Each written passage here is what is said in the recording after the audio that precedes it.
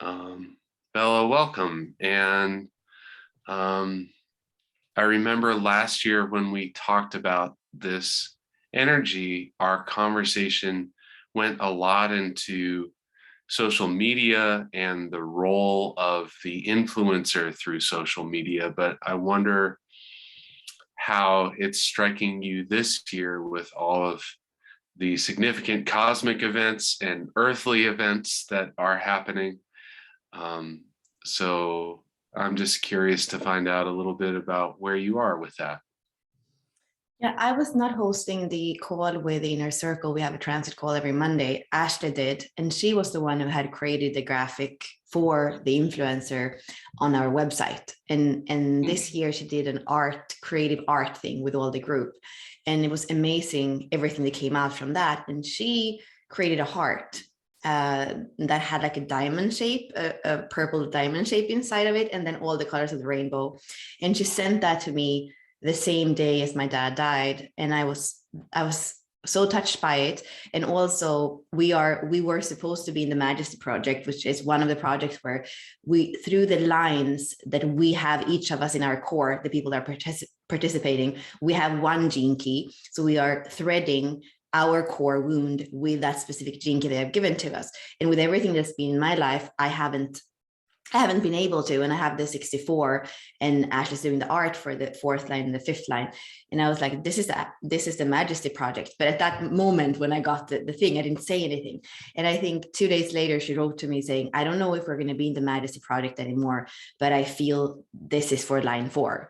And it was so perfect. And for me, I guess for me, the 8, it is that gate of contribution. And when it is creative in the world, it's going to contribute. It's going to be something of value. And at the end of the day, you know, every time we come back to that middle pillar, that pulse, when we are a little bit higher up in the body graph, so we come up in the throat region, or we come up in the third eye, the 43, the 23, the 8, it is something that is going to come out in the world. And that's what I feel with this 8. It can't wait to be shared in a very unique way. And somehow, at least more and more, social media is old, you know, it's an old way. And also, I think after the world has been closed down, you know, we have been far away from each other. So that possibility now of connecting with the diamond on the heart to other people and in all the colors of the rainbow, which for me is in all the possible way that we can connect with other human beings.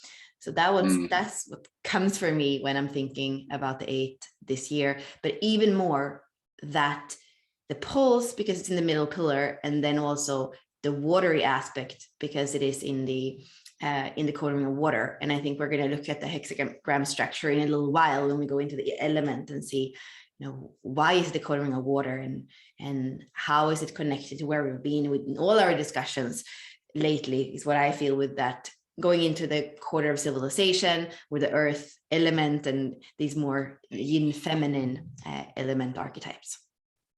Yeah, absolutely. And, you know, what was coming up for me while you were speaking was synchronicity.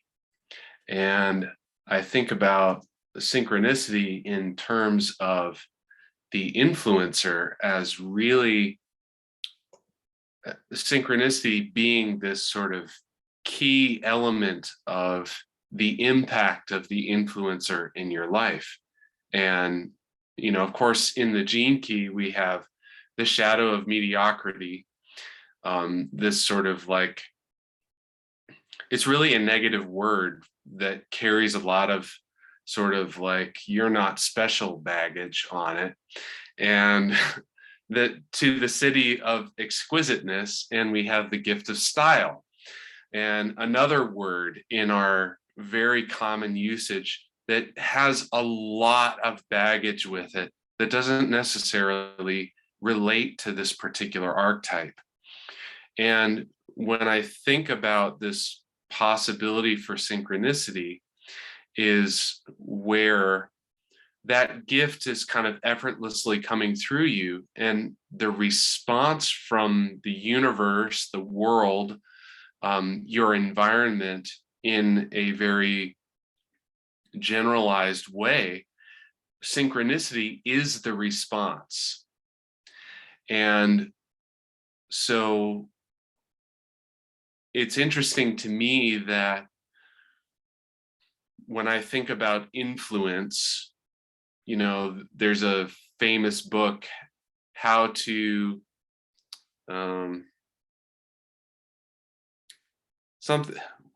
somebody in the audience knows the title of this book, How to Make Friends and Influence People, or something, how to win friends maybe and influence people.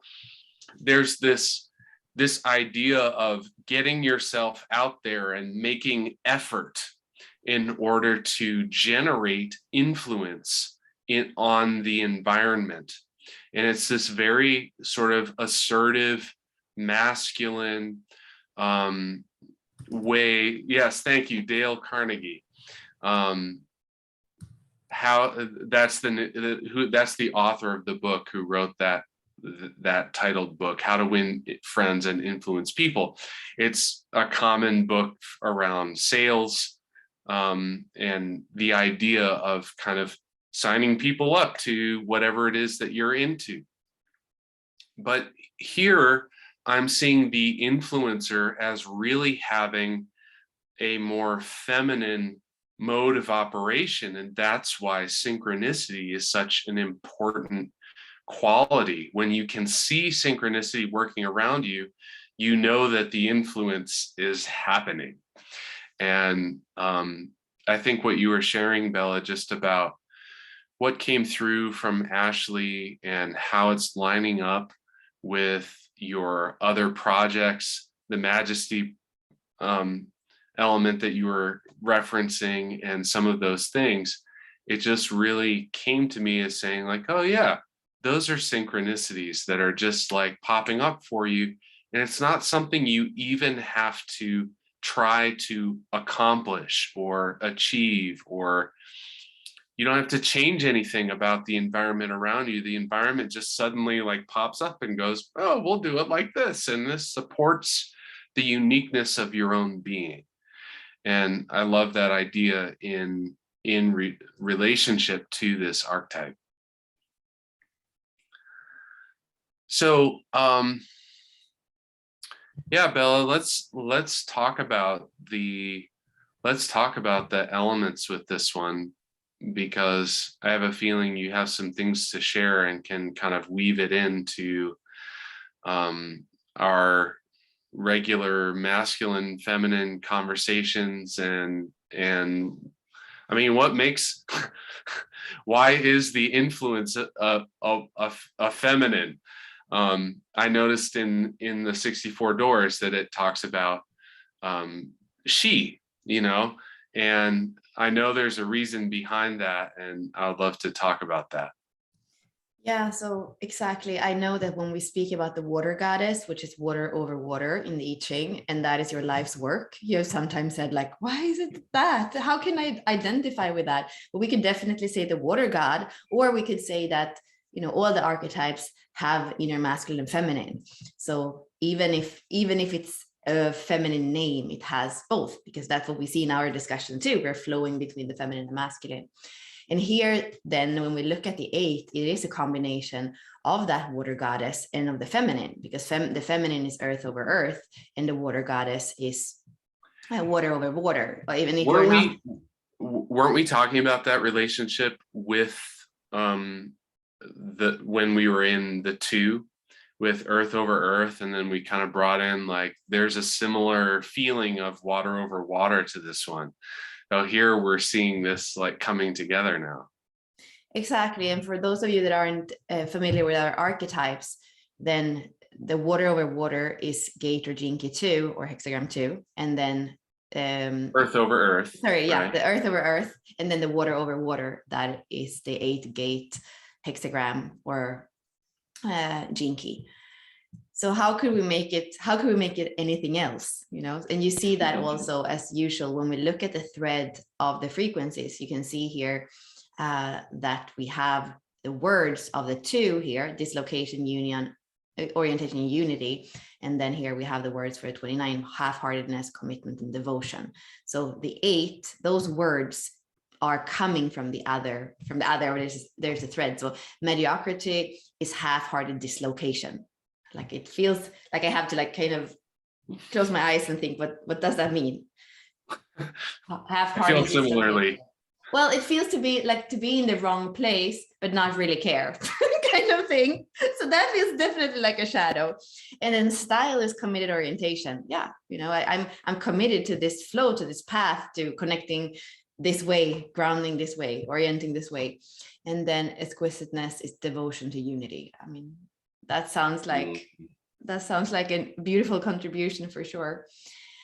And then I love as well the words in the I Ching, holding together, because isn't that as well a very feminine principle? We always say, the one and the two, or what Richard Rudd also say about the spheres in the hologenetic profile. The spheres, that's the masculine, and then the pathways between the spheres that hold together, that's the feminine. So very much the water upon the earth, it's the holding together, it's the feminine. I want to do this with my hands. Yeah, so water upon the earth, when we think about water upon the earth, how does that exist? Today, in our suburban lifestyles, there are all sorts of sort of unnatural reservoirs and ponds that don't really relate to any other bodies of water. But we're not really able to follow the movement of that water as it moves underneath the earth. Then some of the other natural ways that water moves is through streams and eventually rivers. And from that movement, eventually, any water that is on the land is going to meet the ocean at some point along its journey. And so what we see in the movement of water is that no matter where it is, no matter how it exists, it seeks its own version of unity. So it's like when we look at, Gene Key 2 and the city of unity, every droplet of water it's not just attracted to, it's driven into movements of unity. So streams become rivers, rivers become, a gulf, and the gulf becomes the ocean. And when we look at our consciousness from this idea of holding together, we can either find ourselves in a low frequency of mediocrity, meaning there's nothing about our individuality that makes us stand out from all the other individuals that we are kind of lumped together with as a part of humanity. And I actually started thinking about this, like, when is the first time, or have you ever in your entire life had an original thought? How many thoughts have you thought that were actually and truly original, meaning that didn't have a source that originated outside of yourself? And I'm still not sure that I've ever even had an original thought.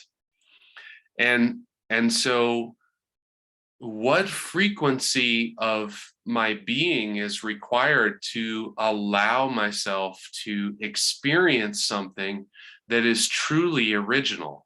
And when I think about that, it is that concept of the single drop of water realizing that it is in fact the ocean.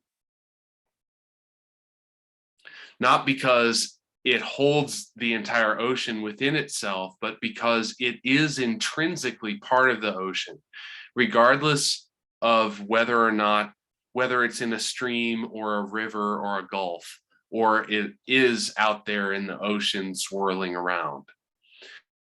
And I just think about, what would it take for my own experience to feel in unity with that ocean of consciousness that we're all a part of? And that idea comes down, Bella, it brings us right into this awareness of being inhabiting our body, or when we go back to the ocean and we leave the body, and is it part of our destiny to experience both from our current vantage point, or is it our destiny that we bring our vantage point with us when we make the next transition into the greater ocean of consciousness that we're all a part of?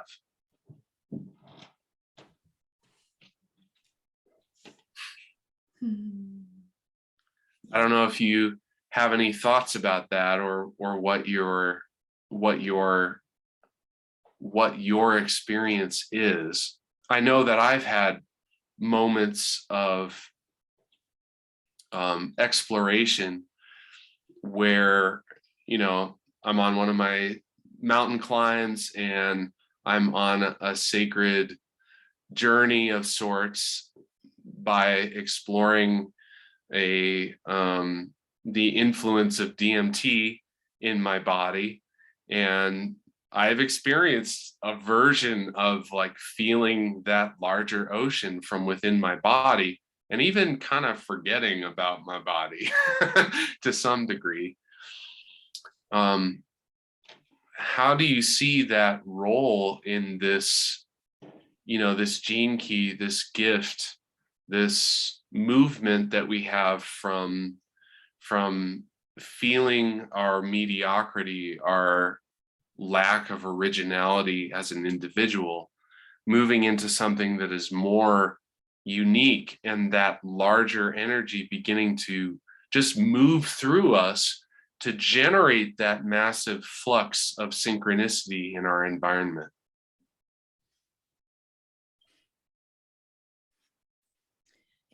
I remember my first experience that was very strong and transcendental, you could say. It actually had like a rainbow color to it, and I completely didn't feel like I was in my body, actually, because at that moment in my life I was more in the kind of spirituality that was based on meditation.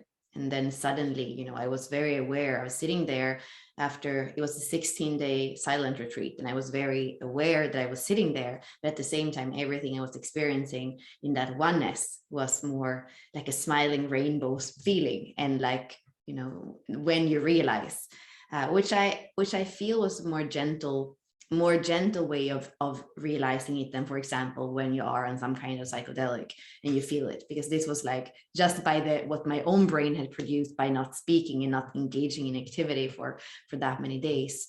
And it's because I started to speak about the rainbow heart, I actually feel that it was a lot like that experience, that everything was just a big smiling rainbow heart. And it's not then the way that my exploration of unity has moved, has more been through that pulse of life that we can feel in the 2 and in the 8, where I can now close my eyes and feel the pulse of bliss, in a way, I would say. And I feel that in that sense, the 8 is a very, very interesting gene key, because it's so much about contribution. It wants to feel part of something and serve something. And at the same time, we do have an individual gate here in the middle pillar of the body graph. And I feel that when it comes up again, the throat center is all about metamorphosis, about communication, about manifestation. You are a manifesting generator if you have, you're a manifestor if you have a motor connected to your throat. You're a manifesting generator if you have the sacral defined, but also a direct connection to the motor, to the throat from a motor. And it is about sharing with the world. The throat is about sharing with the world. And there is a consistency there, we know, when the throat center is defined. So the 8 wants to share, it wants to contribute. And I always do this, that it's why we sometimes take longer time, but I go to the interpretation that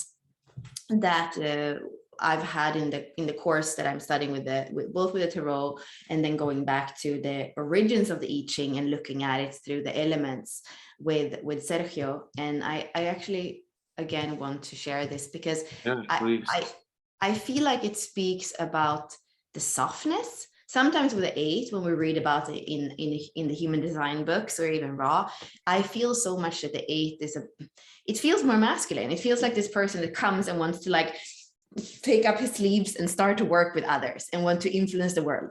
And I feel like when we look at this water element and the earth element, it just feels like it's so much more feminine. So here, like we say, it is about holding together a contribution in the I Ching. And here the word is to help. And it's to help, it's helping for the soul to flow. This is what it says. And it's so perfect, right? The soul and the flow of the water. And then it speaks about all the different ways. Here are the 6 lines, all the different ways that we can help.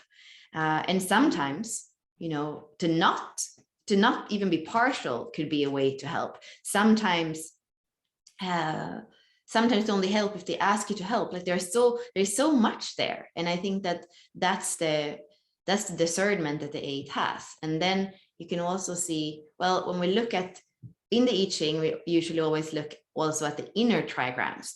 And the inner trigrams here, you can see it's also there's so much feminine. So there's also earth, a lot of earth on the inside. And then we actually have a mountain trigram as well here, which is kind of that stillness if we look at the inner trigrams. And then we can just bring up the bigger, is this that? No, maybe there isn't a bigger picture of it. Where is it? Yeah, here. Yeah, so here we have the symbols.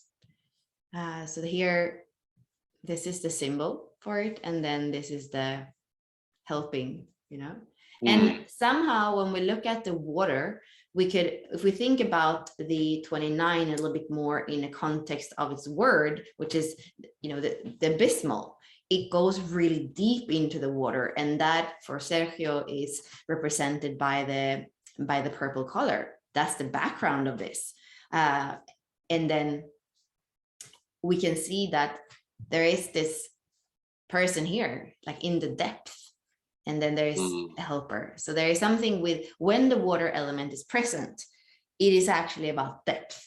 And the 29 is in a way water over water, the deepest of all of them. But here like we say, in the earth element, we have the most receptive of all of them. So we combine the deepest with the more receptive. And that makes me feel that it is about the womb, and it is about actually, kind of helping to be birthed, or helping yourself to be birthed in a way too, through the water and the earth. What more is it to be human, This is such an interesting concept to bring in the idea of being a helper to this archetype. When we look at the hexagram, we have all yin lines except for the 5th line, which is the yang line. And when I considered the gene key just in relationship to the hexagram, it feels to me as if when we're inhabiting the shadow frequency, we are on one of those yin lines that is gathered around the strong line. We're being influenced by the collective, by the conditioning that we've received. We're not influencing the environment ourselves, we're blending in. And we're just absorbing the environment around us, and we're moving along with it. That's not another way of saying that the yin, the receptive, or the feminine energy is mediocre by nature. It's just that when we're in that shadow, that lower frequency, we're in a state that we're not going to influence the environment. We're going to be absorbing it and acting in accordance with it, regardless of how much resonance that has to our true nature. Then when we embrace this gift, it's like suddenly we've moved to that 5th line. And now others are coming around us and being influenced by us. Not necessarily in a manner that holds them in the shadow frequency, but that we're being sparked. We are sparking the individuality of others.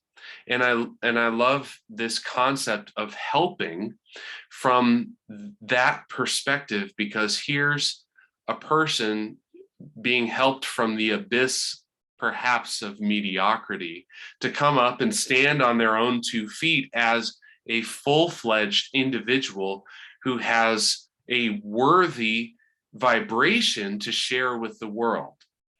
And it's not about this helping, it's not about like helping someone who's incapable of finding their way.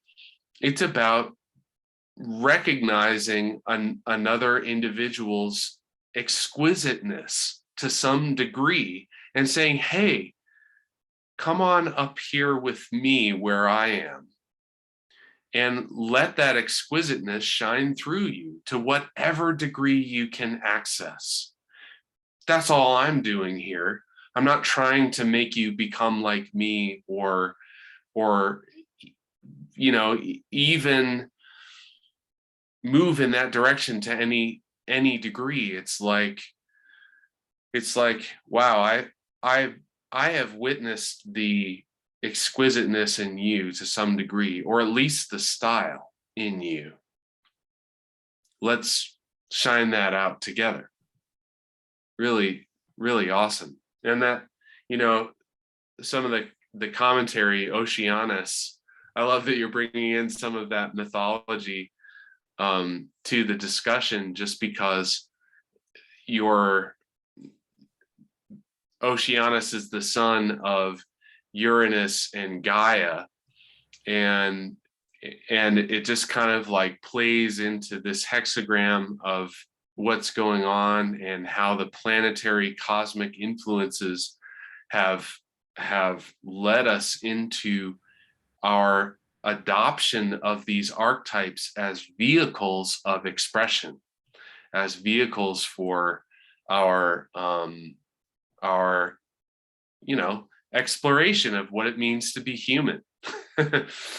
So I would like to bring in a little bit of the human design perspective at the same time, because I feel that in order to understand the 8, it's also important to remember that it is the agent for creativity. So if you have the 1, for example, that is coming up, which is the harmonic 8 that is coming up from the G center, and it has that spark. And it's a creativity that, in a way, like I say with the first gene key and the second gene key, it's very vast. It's like the energies that created the universe. Like how can that be contained? And then I feel, because I have the 1 and it's my evolution, that sometimes how can you funnel, put a name on my creativity? But then the 8 comes along and it can help. You know, it can feel sometimes to be on the abyss with that creativity or with that depression, depending if the 1 is sparking or if it isn't. And then when the 8 comes, it feels like that container. And again, it's the masculine putting his creativity, his spark, into a container, into the feminine, so that it actually can be brought into form and brought into the world. So really feeling that agency, that being an agent for creativity, because you can hold it, and also because in a way you have that, like we were saying with the second gene key at the time, that receptacle with all the open lines. And that's what the 2 does. It has that, it can recognize the creativity, and then it kind of says, like in the picture, let's pull you up from here, because now it's time to spark. Yeah, the role of the creative in relationship with this particular archetype. I mean, that spark working together with style. I mean, there's a powerful connection there. And when I feel as if what I mentioned at the beginning somehow ties into that, when you start seeing that spark of synchronicity in your experience, it's going to encourage that creative spark in you, you know, because that's the feedback from your outer experience. And if you have, you know, if you are a generator of some kind, that's like your bread and butter is right there. For maybe some of the other types, it might be a little bit it might be a little bit different of a feeling, but I have a feeling that synchronicity tends to work similarly regardless of your design. It's a marker that is coming to you from the environment, and offering you a new and easeful opportunities, you know. There's a little discussion about that just now in the chat there, and having those synchronicities kind of guide you forward. It really it really hadn't occurred to me until today, but I thought about this week and I was like, wow, there was a lot of synchronicity happening in my experience, and I just wondered, it started to bubble up and say, oh, maybe this is part of this aspect of this archetype, is that it kind of like activates those synchronicities, and so that you can find the flow and follow that flow through the pathways of the earth to find your connection to the ocean and that limitless source of, I guess, maybe in this case, the ocean is kind of that spark in a way. Because as we look at Sergio's work, it's like helping the soul to gain access into expression into the world. I mean, it's all connected. Yeah, and also that as well, when I speak about spirit and about soul, we have the soul as the more feminine aspect, because the soul is what accumulates human experience, and what is supposed, if we learn to open the heart more and more, it also is what kind of expands the capacity of that soul, of that heart, of that human every time we come here. So that it says that it is helping so that the soul can flow, it's so perfect, because it is that experience that we get in flow, in form, in the feminine aspect of life, which is different from the inspiration of the masculine, of the spirit aspect, that doesn't need a container in that sense for evolution of consciousness to happen, which is what I felt when I sat like outside of my body, able to see creation in a way. But it didn't feel at that point that it felt that I was an observer of it more than in form of it. Yeah, I think that's a really relevant point to bring up, the feminine nature of the soul and the masculine nature of the spirit, because one of the things we're looking at in the energetic alchemy for this particular transit is the role of our masculine creation.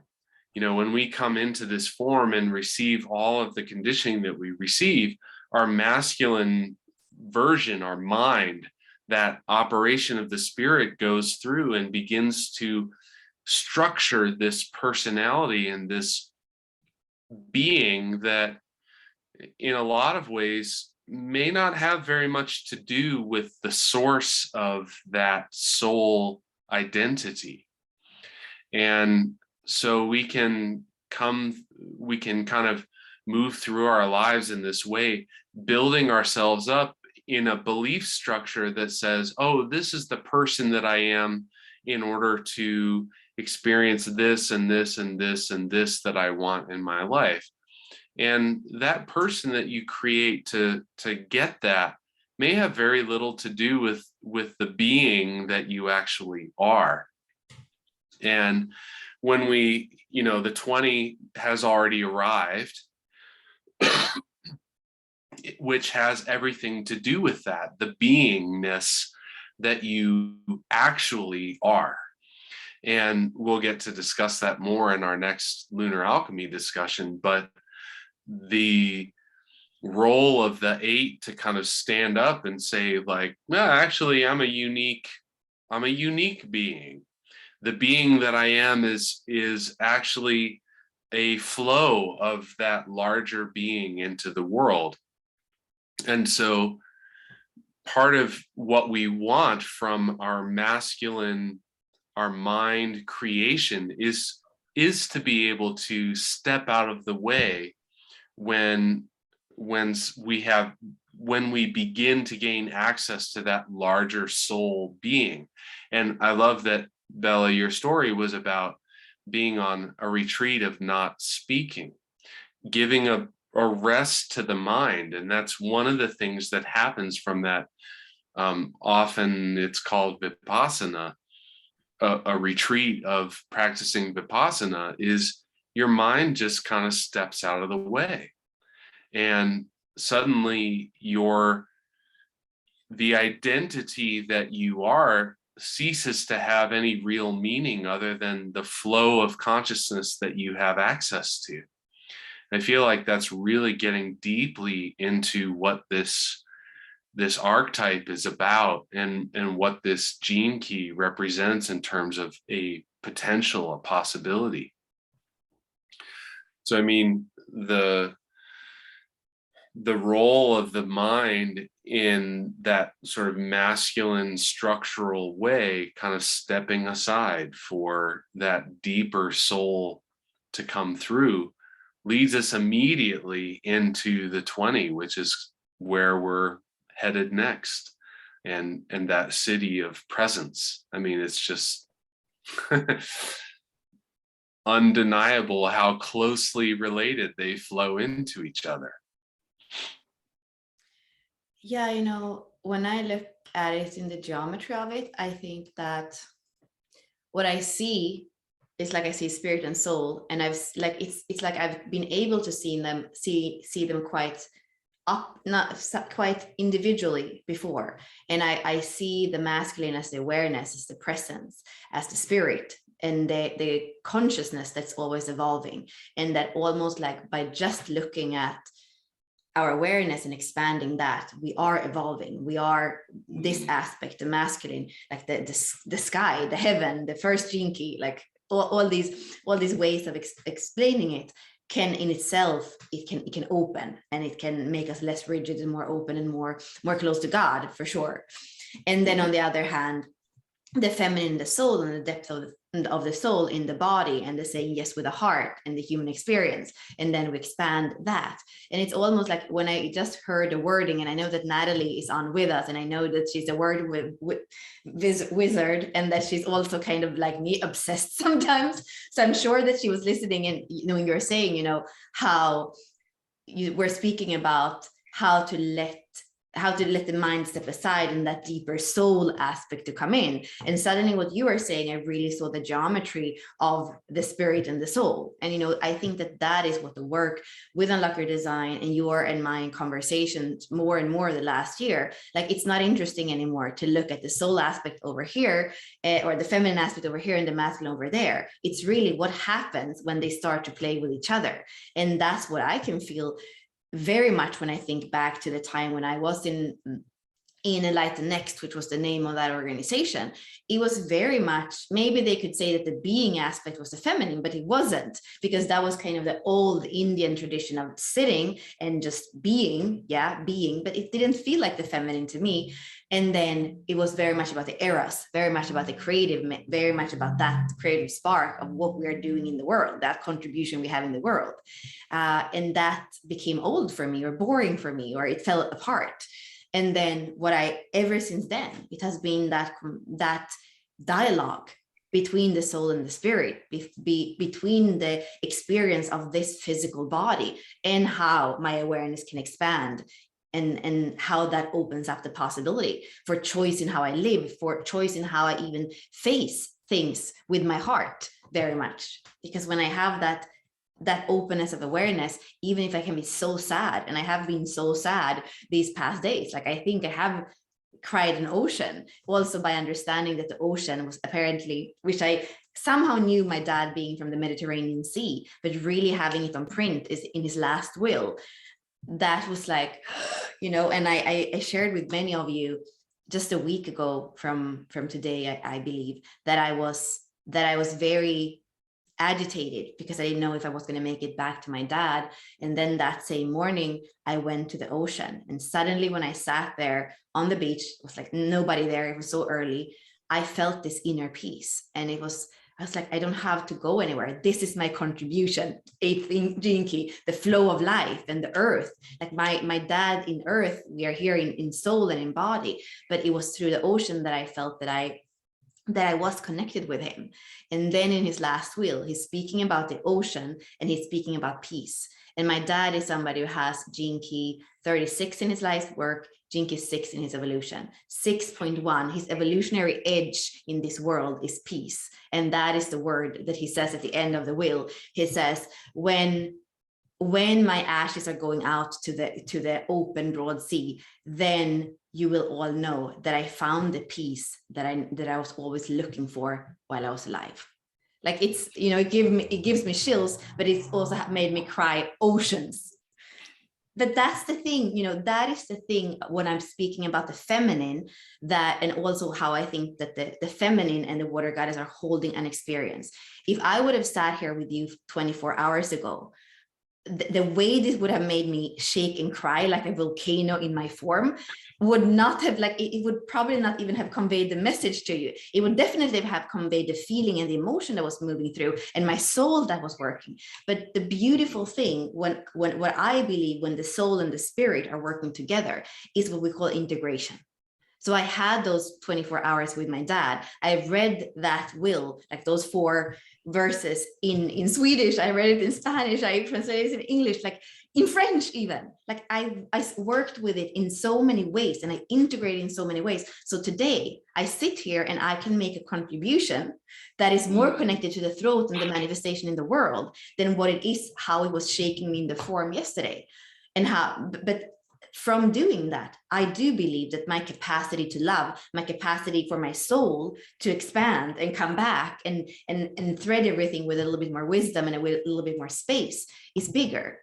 So for me, like to kind of conclude, I believe that when we work together in that sacred union between soul and spirit, that is what true evolution is. And true evolution is very connected to integration, because the faster we are able to meet life where we are in that tantric way of whatever comes up, I'm going to let it shake through, but I'm also not swaying so much so I'm collapsing into one side or the other, which is the repressive and the reactive, for example. I'm still in the pulse of life, has different expressions, but the more I integrate, the more I'm able from that throat center to share and contribute. And that is also what I feel, synchronicities. Right now, it's Saturday. I think it's on Monday or on Tuesday that we go into the throat hub in Unlock Your Design with a lot of new people contributing and being part of the inner circle. And we're looking at how everything kind of everything in the body graph has to come to that throat in order to be expressed.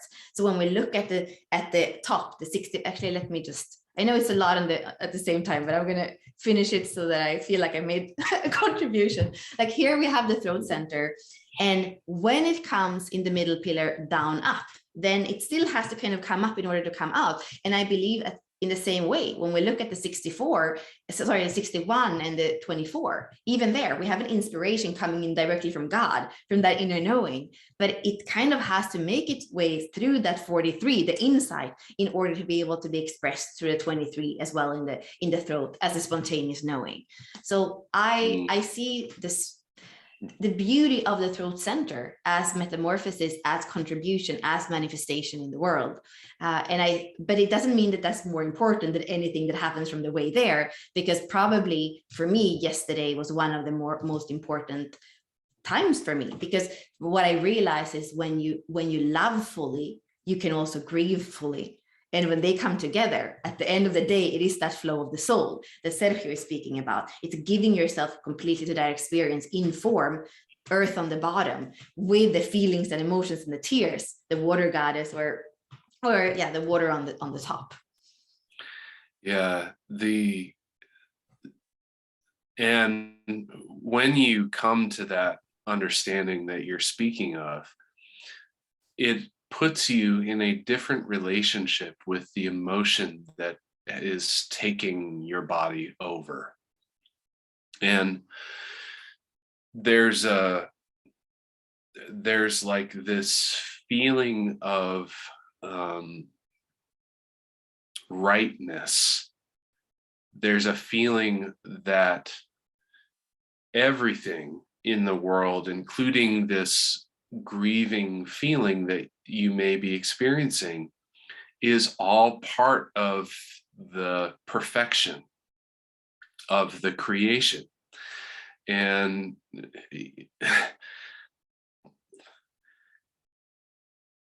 what you were sharing, Bella, just, for me, it's bringing, it's making me cry. And part of that is for the witnessing of synchronicities, where you brought up your father's evolution and life's work, right? Those are my conscious north and south nodes. And, your father actually died on the same, maybe I don't know if, because he was in Sweden, maybe the time was slightly different, but your father died on the same date as my mother 1 year previous, on May 16th. And both taking the pathway of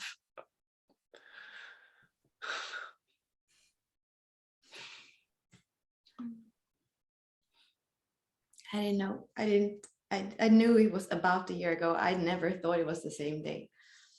It was the exact date. My mother died just after midnight on May 16th.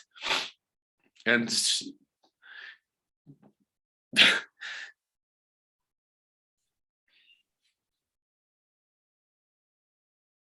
so the geometries, the connection of just, wow, your father was here for his life's work,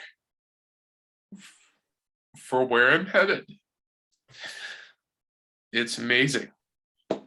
And that's what I feel is the synchronistic connection of that transit, is that when you really open yourself to this process, these types of synchronicities are not odd happenings. They're the rule. They're the law, in fact. And when you connect with that law, there's just no end to the depth and richness, and there's no end to the flow of this connection between the waters upon the earth. I mean, it's just like, it just blows me away to come into that level of awareness and to be a witness to how the synchronicities kind of like play together in this like never ending dance. And gosh, I have no idea if this transmission can even hint at that degree of perfection, but